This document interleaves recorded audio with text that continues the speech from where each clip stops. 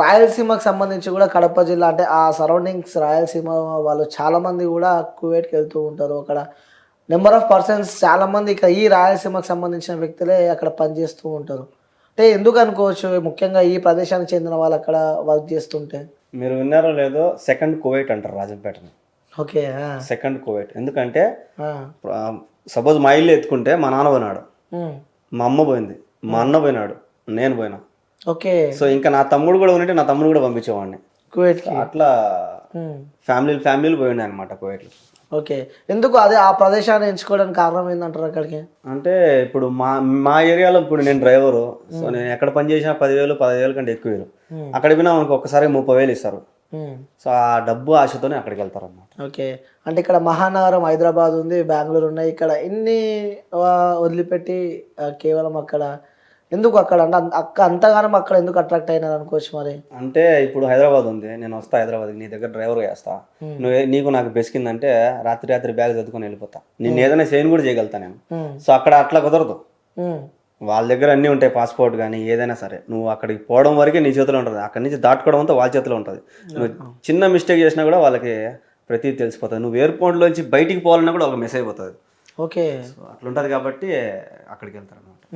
అంటే ఎలా అక్కడికి ఎలా వెళ్తూ ఉంటారు? అంటే పాస్పోర్ట్ తీసుకొని అంటే అక్కడ చాలా మందికి వీసాలు ఉంటాయి కదా, అంటే వర్క్ వీసా పని వెళ్తూ ఉంటారు. అంటే ఇంతమందికి అక్కడ వెళ్తున్నారంటే ఇట్స్ నాట్ ఏ జోక్ అసలు. అంటే అక్కడ వర్క్స్ ఏ విధంగా ఉంటే ఎలా వెళ్తుంటారు అక్కడికి? ఇంట్లో పని అంటే దివానీ అని ఒకటి ఉంటుంది. సాయంత్రం మొత్తాన్ని వాళ్ళంతా కూర్చొని చాయ్ గవ్వ తాగడము, ఖర్జూర పండ్లు తినడము ఇలాంటివి చేస్తూ ఉంటారు. సో దానికి ఒక మనిషిని పెట్టుకుంటారు, ఒకరు పెట్టుకుంటారు, కొంతమంది ఇద్దరు కూడా పెట్టుకుంటారు. ఓకే. ఇంకా డ్రైవర్ అంటే ఫ్యామిలీకి ఒక డ్రైవర్ ఉంటాడు. ఇప్పుడు ఒకే ఇంట్లో 4-5 ఫ్యామిలీలు ఉంటాయి, వాళ్ళ అన్నదమ్ములు విడిపోరు, అందరూ ఒకే దాంట్లో ఉంటారు, ఉమ్మడి కుటుంబంలో ఉంటారు. వాళ్ళు ఎవరెవరు డ్రైవర్ వాళ్ళు పెట్టుకుంటారు. నీ డ్రైవర్ నువ్వు నన్ను పిలిచకూడదు, నా డ్రైవర్ ఎవరో పిలిచకూడదు అని చెప్పి సపరేట్ డ్రైవర్లు పెట్టుకుంటారు. సో అదొకటి. ఇంకా హౌస్ బాయ్ అంటే ఇంకా చెట్లకి నీళ్లు పట్టడం కానీ, చెట్లు కట్ చేయడం కానీ అట్లా కూడా పెట్టుకుంటారు. ఇంకా వంట వాళ్ళు ఆడవాళ్ళని పెట్టుకుంటారు, మగవాళ్ళు కూడా కొంతమంది మగవాళ్ళని కూడా పెట్టుకుంటారు. సో ఇవన్నీ లేబర్ పనులు అనమాట, ఖాదీ వీసాలు అనమాట ఇవన్నీ. సో ఆ వీసాల ప్రకారం చాలా మంది పోతూ ఉంటారు. ఓకే. అంటే ఒక సపోజ్ ఒక ఇల్లు ఉంది అనుకో, ఇంట్లో ఎంతమంది పనులు ఉంటారు? అంటే ఇప్పుడు 5 మంది ఫ్యామిలీ, 5 మందికి 5 కద్దామాలు ఉంటారు, ఒక్కొక్క ఇంటికి ఒక్కొక్క కద్దామా. కద్దామా అంటే పని మనిషి. ఓకే. కద్దామని పని మనిషి అంటారు. డ్రైవర్ని సహాయక్ అంటారు అక్కడ వాళ్ళ భాషలో. డ్రైవరు ఒక్కొక్క ఫ్యామిలీకి ఒక్కొక్క డ్రైవర్ ఉంటాడు.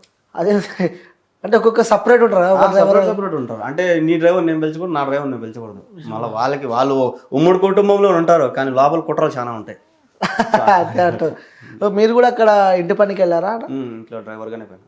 ఓకే, డ్రైవర్గా. అంటే ఇప్పుడు మనం ఒక ఇంటికి వెళ్తామన్నా, కువైట్లో ఒక ఇంటికి సపోజ్ మన ఫ్రెండ్ ఎవరో వెళ్ళారు అక్కడికి, డ్రైవింగ్ పని అని చెప్పి వెళ్ళాడు అంటే అక్కడికి వెళ్తే డ్రైవింగ్ పని ఉంటుందా లేకపోతే ఇంకా ఏదైనా పనులు చెప్తుంటారా? అన్ని పనులు చేయాలా, ప్రతి ఒక్క పని చేపిస్తారు. నేను ఆ పని చేయను అంటే ఇంకా వాళ్ళ నిజస్వరూపం బయటపడుతుంది అనమాట.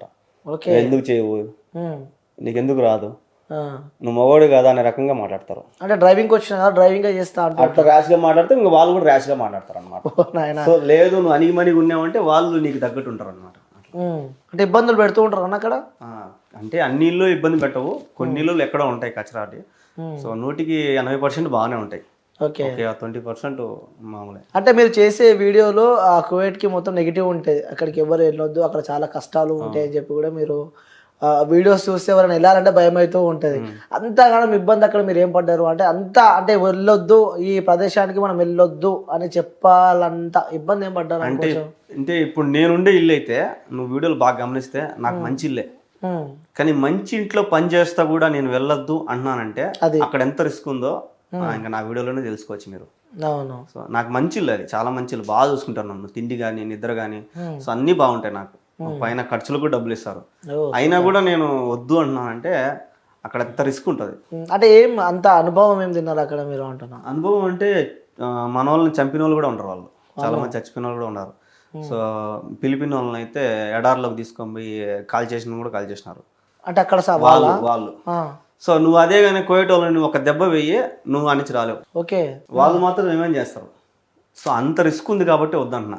నేను మగవాళ్ళు పొమ్మనే చెప్తాను నేనైతే. మీకు అంత ధైర్యం ఉంది, దేవుడు మగతనం ఇచ్చినాడు కాబట్టి పో, కానీ ఆడవాళ్ళు పోవద్దని నేను చెప్తాను. ఓకే. అక్కడ మనం కలిసారన్నా అమ్మాయిలు ఇక్కడ ఇబ్బందులు పడుతున్న అమ్మాయిలని చాలా మంది ఉంటారు. అసలు నువ్వు ఇక్కడ టిక్ టాక్ పని చేయలేదు కాబట్టి నీకు తెలియడం లేదు. టిక్ టాక్ పని చేస్తే తెలుస్తుంది వాళ్ళ కష్టాలన్నీ దాంట్లో పెడతా ఉంటారు. ఓకే, అక్కడ నడుస్తుందా టిక్ టాక్? నడుస్తుంది.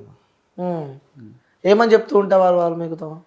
అంటే నాకెవరు చెప్పరు, నేను చూస్తా ఉంటా. అంటే అక్కడికి వెళ్తే చూస్తూ ఉంటారు కదా, అదే చాలా మంది నాకు కూడా మెసేజ్ పెడతా ఉంటారు, నాకు ఇట్లుందన్నా ఇట్లుందన్నా అని. నేనే ఒకరి కింద పని చేస్తున్నా డ్రైవర్గా, సో నేనేం చేయగలుగుతాను. అవును నువ్వు అదే ఇక్కడ ఇండియాలో ఎక్కడన్నా ఉంటే అన్న ఈ మారుగుంది పరిస్థితి అంటే నేను వచ్చేస్తా. అవును. సో నాకే నమ్మకం ఇంటికి పోతాం లేదు, నీకేం నేనేం చేసాను వచ్చి. సో అక్కడ ఒకరికొకరు హెల్ప్ చేయడం కొద్దిగా కష్టమే. పాత వాళ్ళు ఉన్నారు చాలా ఏళ్ళ నుంచి అక్కడే ఉండి బాగా పలుకుబడి సంపాదించిన వాళ్ళు కొద్దిగా హెల్ప్ చేయగలుగుతారు. ఓకే, తెలుగు వాళ్ళు ఎక్కువ కనిపిస్తూ ఉంటారు కదా ఎక్కువగా చాలా మంది.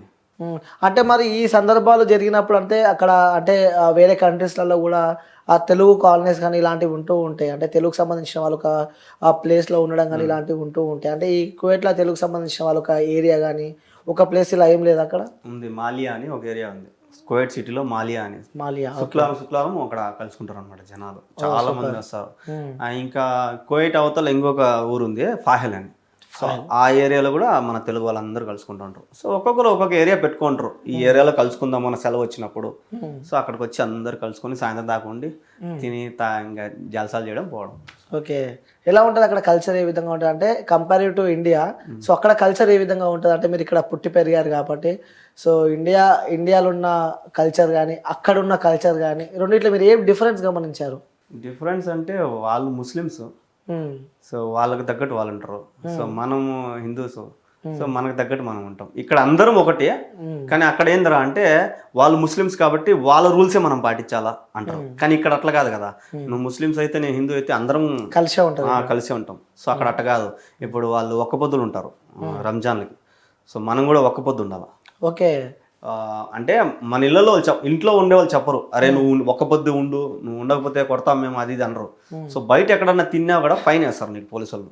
అదేంది? అది వాళ్ళ రూల్ కదా, వాళ్ళ ముస్లిమ్స్ దేశం కదా, సో వాళ్ళ రూల్స్ ని పాటించాలని చెప్తున్నా. అది ఇక్కడైతే ఇష్టం, అది మన ఇష్టం. అంటే ఒకవేళ రంజాన్ మాసం ఉంటే తినకుంటే ఎవరు తినొద్దు, ఒకవేళ తింటే ఫైన్. బయట తింటే తెలియకుండా తినకూడదు. బయట ఎవరైనా పోలీసు వాళ్ళు, హోటల్స్ ఏముండవు, అన్ని మూసేస్తారు, ఏముండవు. నువ్వు ఎక్కడే కానీ తినేదానికి కుదరదు. ఓన్లీ ఇంట్లో మీ పని వాళ్ళు ఇంట్లో ఉంటారు కదా పని వాళ్ళు పెడితే నువ్వు సైగ్గున్న రూమ్ లో తీసుకుని తినాలి. బయట ఎక్కడైనా నీళ్ళు తాగినా ఏదన్నా తిన్నా వచ్చి ఫైన్ వేస్తారు. అలాంటి కొంతమంది కొట్టను కూడా కొడతారు పోయేటోళ్ళు పిల్లలు. ఓకే, అలాంటి ఇబ్బందులు మీరు ఎదుర్కొన్నారన్నా? లేదు. తిన్నారా మంచిగా మీరు? నేను తిన్నాబా, నేను మాత్రం దగ్గర నాకు ఇవ్వకపోతే నేను రచ్చబడతా ఇంట్లో. నేను ముస్లిం కాదు, నాకు ఇవ్వాల్సిందే. ఓకే, ఎన్ని ఇయర్స్ ఉన్నారు అక్కడ? నేను ఇంట్లో ఇప్పుడు 3 సంవత్సరాలు అయిపోయింది, 3 సంవత్సరాలు దాటింది. ఇంతకుముందు ఇంట్లో 2 ఏళ్ళు చేసిన.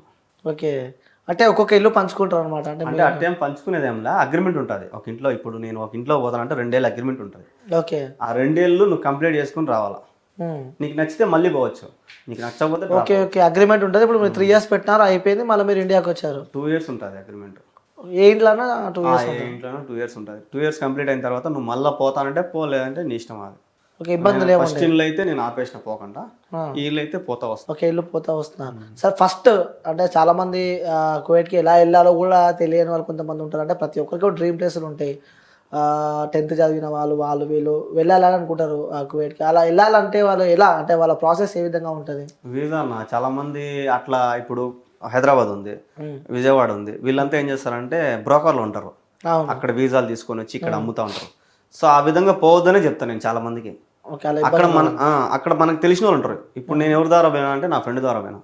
సో అట్లా ఎవరైనా బంధువులు కానీ ఫ్రెండ్స్ కానీ బాగా తెలిసిన వాళ్ళు ఉంటే వాళ్ళ ద్వారా పోతే మంచిది. ఎందుకంటే రేపు పొద్దున్న నీకు ఏదైనా ఇబ్బంది అయింది అనుకో, మన ఇంట్లో వాళ్ళు పోయి వాళ్ళ ఇంట్లో వాళ్ళని అడుగుతారు. సో ఏజెంట్ ఏం చేస్తాడంటే, నా వృత్తి ఇది, నా పని ఇది, పంపేయడం ఒకటి, పంపిపోయినాక నీ ఇష్టం అంటాడు. సో అక్కడికి పోయిన తర్వాత చేతులు ఎత్తేసి ఎవరేం చేయలేరు. ఓకే, సో వాళ్ళ తెలిసిన వాళ్ళు ఉంటేనే అక్కడికి వెళ్ళాలి, పోతే మంచిది. ఓకే, ఇంకెలా ఉంటుంది అన్న అక్కడ? అంటే టైమింగ్స్ కూడా ఎన్ని అవర్స్ డిఫరెన్స్ ఉంటుంది ఇక్కడ ఇండియా కంపేరేటివ్ ఇండియాకి? అక్కడ 2.5 గంటల తేడా ఉంటుంది. 2.5 గంటలు తేడా ఉంటుంది. అంటే ఆ డ్యూటీకి అప్పుడప్పుడు కొన్ని సందర్భాలలో లేట్ అవుతూ ఉంటుంది. అలా లేట్ అయినప్పుడు కూడా అక్కడ నుంచి వాళ్ళు ఇబ్బందులు పెడుతూ ఉంటారా ఇంటి వాళ్ళు? అంటే ఇబ్బంది పెట్టరు, ఫోన్ మీద ఫోన్ కొడతారు. సో ఒక 5 నిమిషాలు లేట్ అయినా కూడా మనం ఈ నుంచి బండి తీసుకొని వాళ్ళ కాడికి తీసుకొని పోయినప్పుడు ఒక 10-20 మాటలు ఫోన్ కొట్టుంటారు. సోరా తాల్. సో బిన్నారా అని ఫోన్ కొడుతూ ఉంటారు. ఓకే, సో వెళ్ళాక మళ్ళీ ఎప్పుడైనా మీరు వాళ్ళతో తిట్లు కానీ దెబ్బలు తినడం కానీ అలాంటి సందర్భాలు ఎప్పుడైనా మీకు సంబంధించిన ఫ్రెండ్స్ కానీ ఎవరన్నా? సంబంధించిన ఫ్రెండ్స్ అయితే తిట్లు తింటానే ఉంటారు. దెబ్బలు తిన్న వాళ్ళు అయితే ఎవరు లేరు, తిట్లు అయితే తింటా ఉంటారు. చాలా మంది కూడా నాకు ఫోన్ చేసి మారి తిట్టినాడు రా మా వాడు, ఈ మారి చేస్తున్నాడు రా, గొనుగుతున్నాడు రా అని అంటూ ఉంటారు. నేను ఎవరికైనా ఒకటే చెప్తా, మీరు లాంగ్వేజ్ నేర్చుకోండి, తిరగమల్లి మాట్లాడండి. లాంగ్వేజ్ నేర్చుకుంటే వాళ్ళు భయపడతారు. మీరు భాష నేర్చుకోకుండా బెబ్బెబ్బ వాడు చెప్తా ఉంటే మీరు భయపడినారంటే వాడు ఇంకా రెచ్చిపోతాడు. సో వాడు మాట్లాడితే రివర్స్ మాట్లాడాలి మనం, అప్పుడు వాడు అమ్మాయి డేంజర్ రా అని గమ్మనంటాడు. ఓకే.